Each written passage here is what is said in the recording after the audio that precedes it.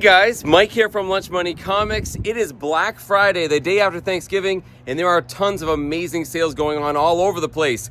But I'm at a store I am the most excited to be at today because this is Rubber Chicken Comics in Bellingham, Massachusetts, a store I've talked about in the past.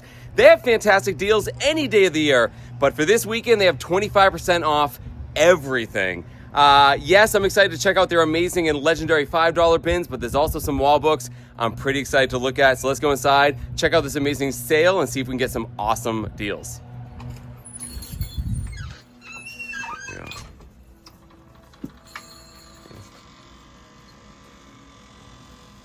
All right, so today is 25% off everything, Act 1. And then tomorrow, early chicken doorbusters.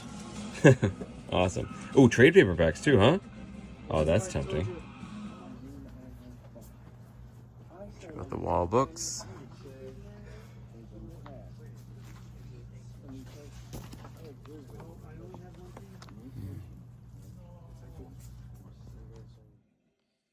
That's pretty cool. First Golden Age Flash in the Silver Age. It's a really neat book. Let's hit these legendary $5 bins here. So these would be 25% off.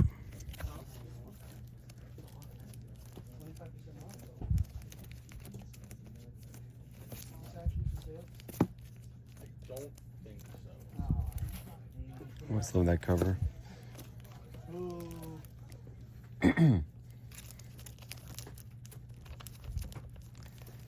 Conan.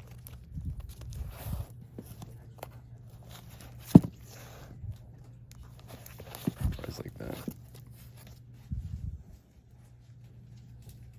Cool.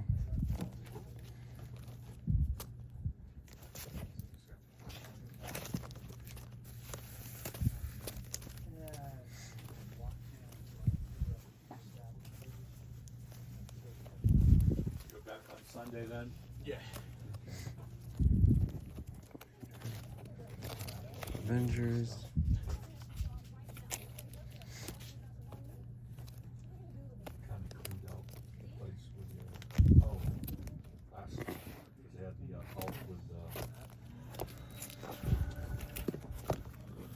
So you have a great rest of your day. I'll probably see you on Sunday. I try to go to the place on Saturday. I'll come by a little while to see your dad. Yeah. Come see Joe PD. Don't imagine what his little video is going to be like tomorrow. Right. Should be good though. All right, take care now. See you later.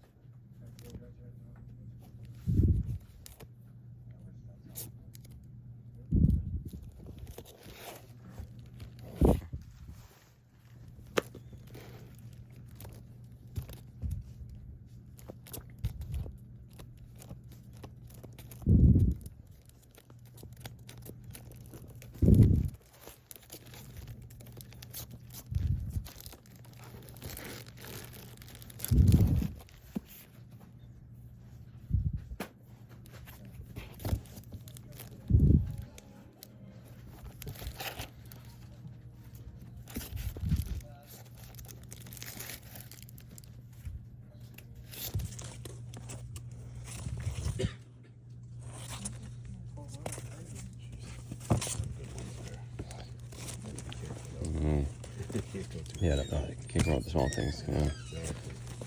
$3 for some Simonson. Oh yeah.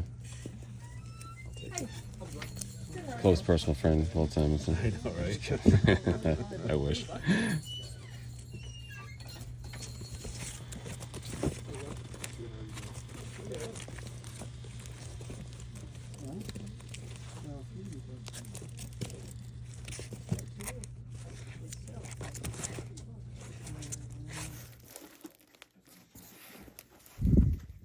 Cool.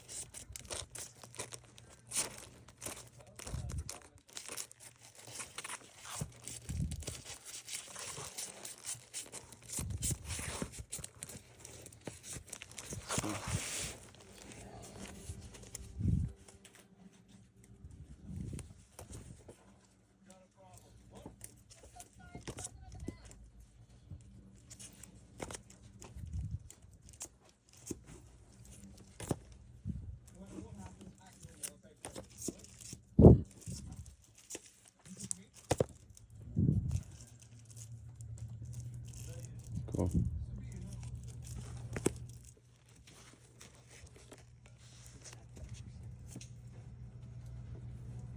That's weird.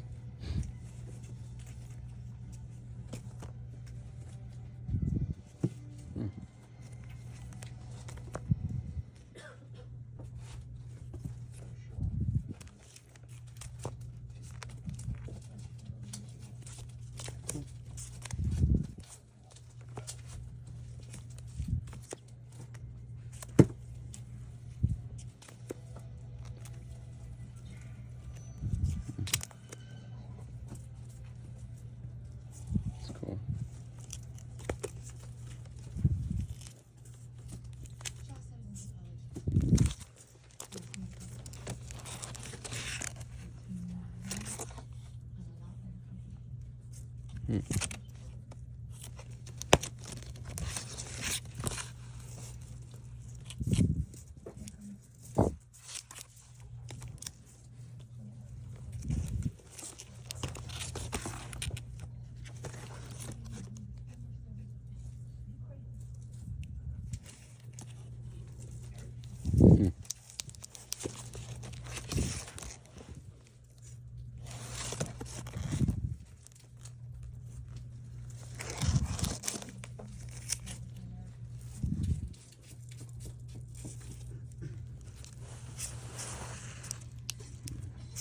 $0.10 World's Finest in here. It's got a spine roll, but it's pretty cool. As long as it's attached, it's easy to take out. Yeah. Looks like it was pulled from that one, but it's still Yeah. attached. All right, these are $3. Everything over here. Right here.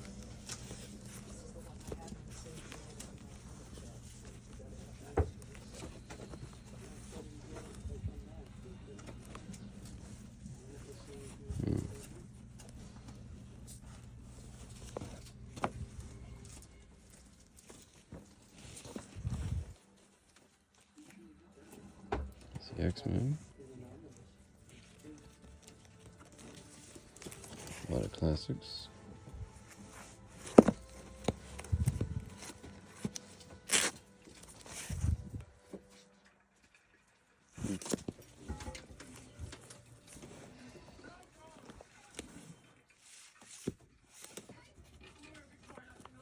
Like that. Alpha Flight number 1 in there.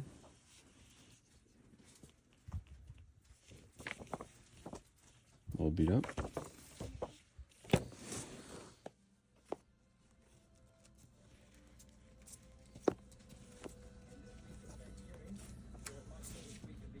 What the heck? Oh, nice. Also beat up, but Looks like that.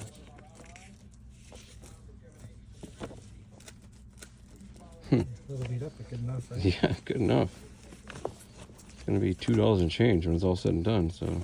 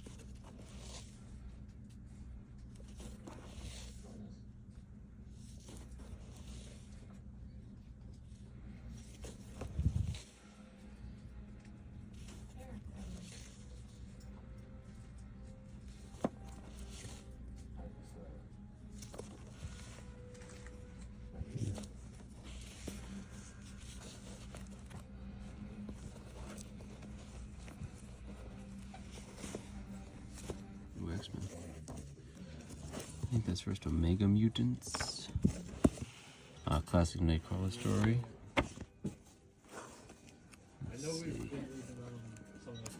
Station Agenda. Ooh. No way. This is first James Rhodes. Not in great shape, but sweet.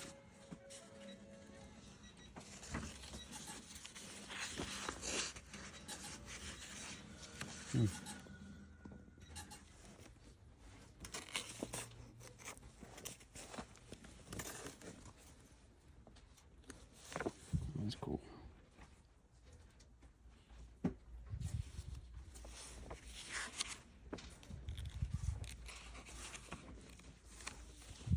Yeah. Awesome. Thanks a lot. Appreciate it. See you later. All right, guys, I've raved about the $5 bins at this store in the past, and they were great. I got some great $5 books, but it was the $3 bins that absolutely knocked it out of the park. I can't believe the books I found in there, and of course, they weren't $5 or $3. They were even less, so I got some pretty awesome books for some great Lunch Money Comics prices. Let's go back to the house. I'll show you guys what I found. More importantly, tell you how little I paid. So there you go, guys. That was Rubber Chicken Comics in Bellingham, Massachusetts. A store I only discovered relatively recently, yet has already appeared in 3 videos on Lunch Money Comics. Ever since my friends first showed me this place, I was blown away by not only the caliber of books they had in their back issues, but the prices. I made a big deal in the past about their $5 comic book bins, and they're great, but they also have $3 and $1 and 50-cent bins, and there are gems to be found in all of them. But that's already at great prices. You add on top a Black Friday sale, 25% off everything all weekend long. And guys, I got some ludicrously good books at a kind of silly Lunch Money Comics prices. I'm pretty happy with everything that I got. One thing I want to mention really quick is, when I do these in the field hunting videos, I try to strike a balance between the hunting footage and then the part I do here where I talk about the books that I got. I've had no shortage of opinions from people since my channel began on which they prefer. Some people want me to spend more time going through all the comic books and feel like they're actually there. Other people say, that's boring, skip to the end and show us the good stuff.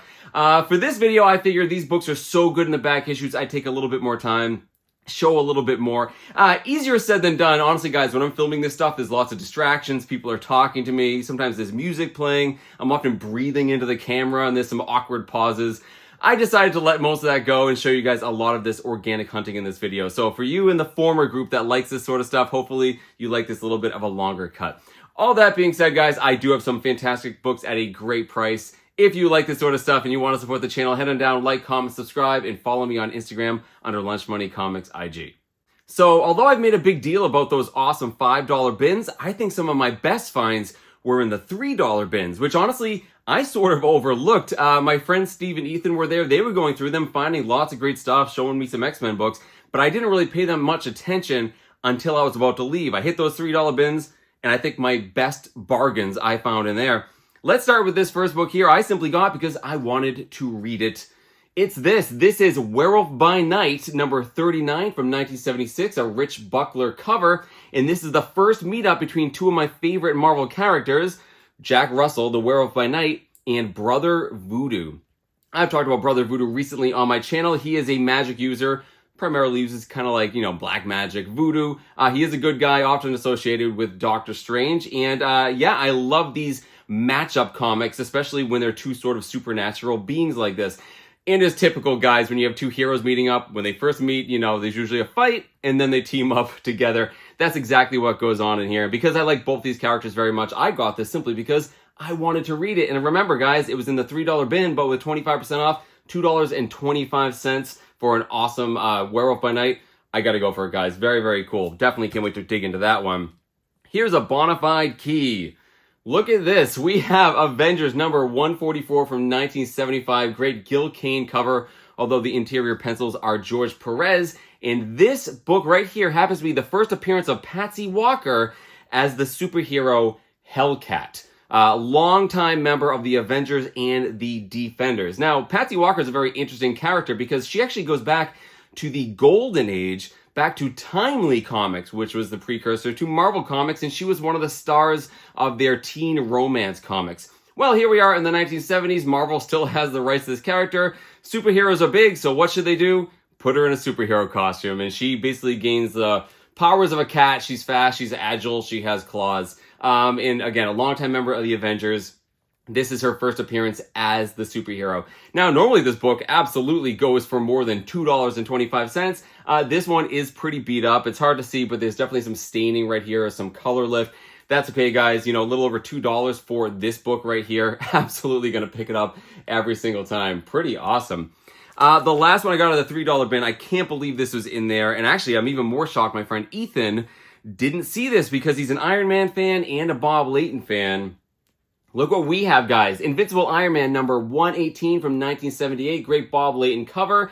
This is actually the first appearance of James Rhodes. First appearance of Rhodey, a.k.a. War Machine. He actually wore the Iron Man armor for a while, was called Iron Man, and most people know him in this day and age as War Machine. He's appeared in the MCU, most notably played by Don Cheadle. Yeah, his first appearance is in this as a pilot, picking up Tony Stark. And yeah, again, Bob Layton, longtime, illustrator on Iron Man. Great cover as well. So first James Rhodes for a little over $2, I think is a ridiculously good find. Really happy that I checked those $3 bins on the way out the door. Awesome.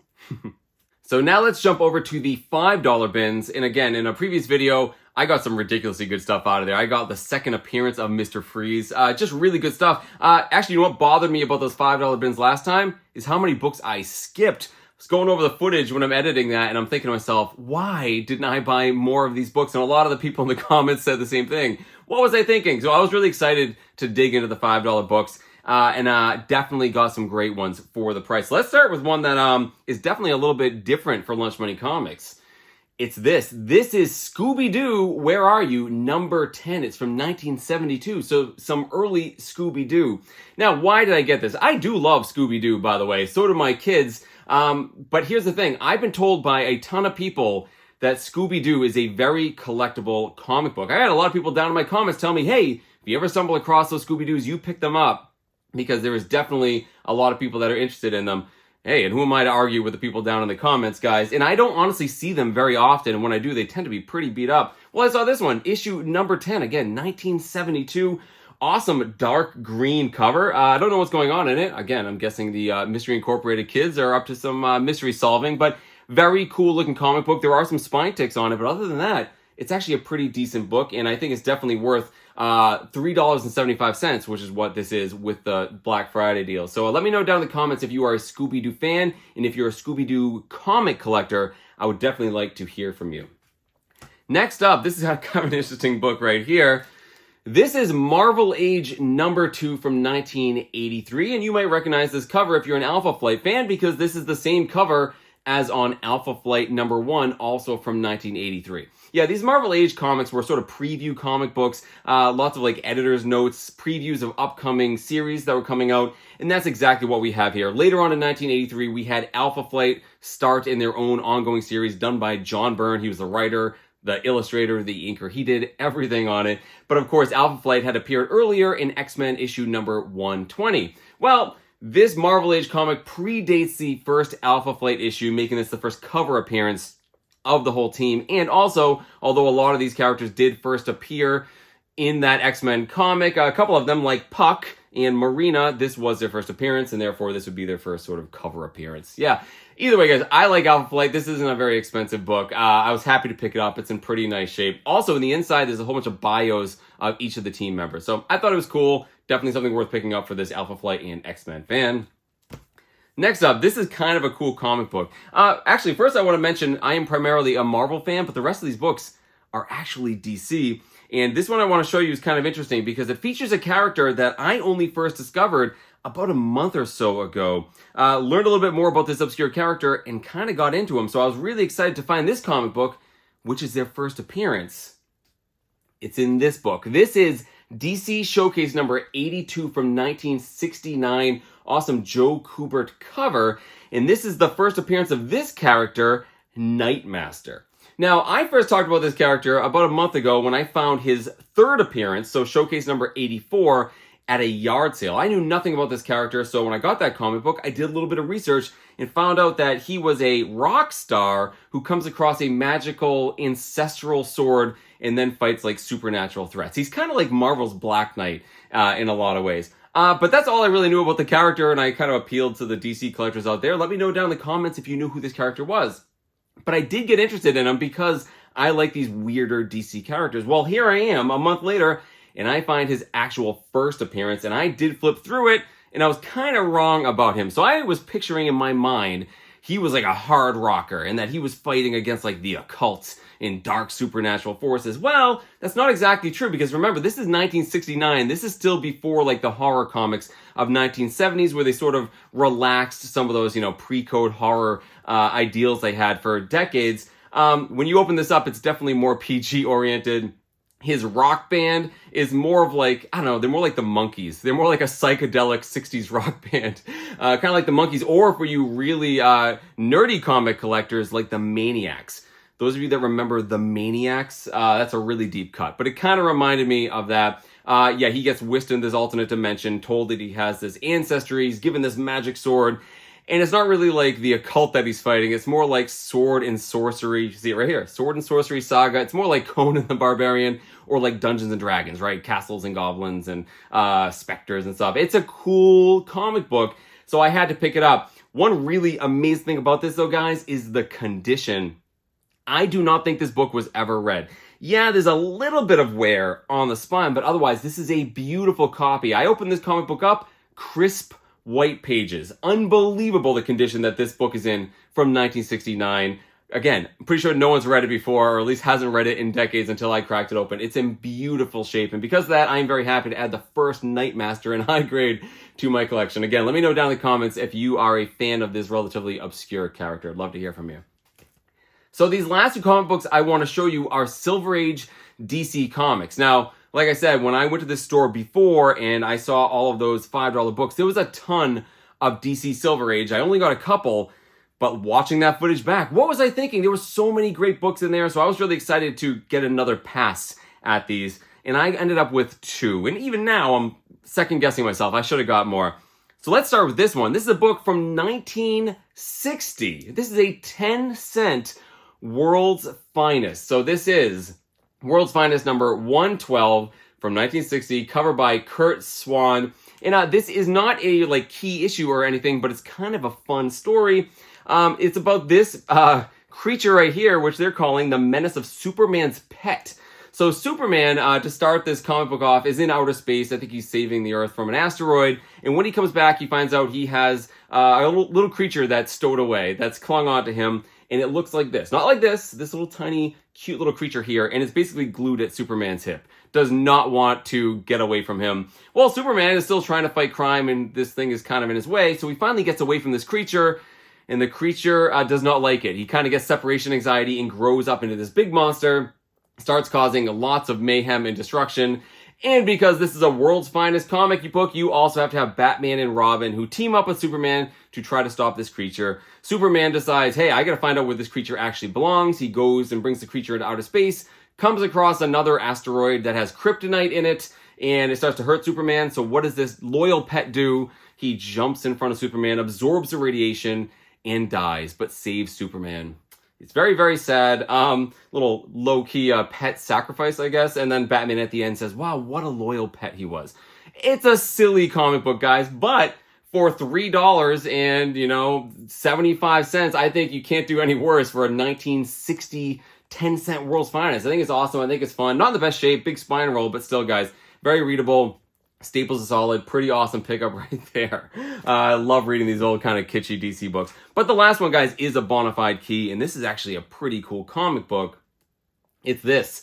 This is World's Finest number 154. Now we are up into 1965, although, again, this is a Kurt Swan cover. And this is known as the first appearance of the Super Sons. The Super Sons referring to Superman Jr. and Batman Jr., the sons of Batman and Superman, respectively. Now, the thing is, this actually happens sort of outside of DC continuity. This is an imagined tale. This takes place in a hypothetical future where Superman has had a child with Lois Lane, Batman has had a child with one of the Batwoman's, Kathy Kane.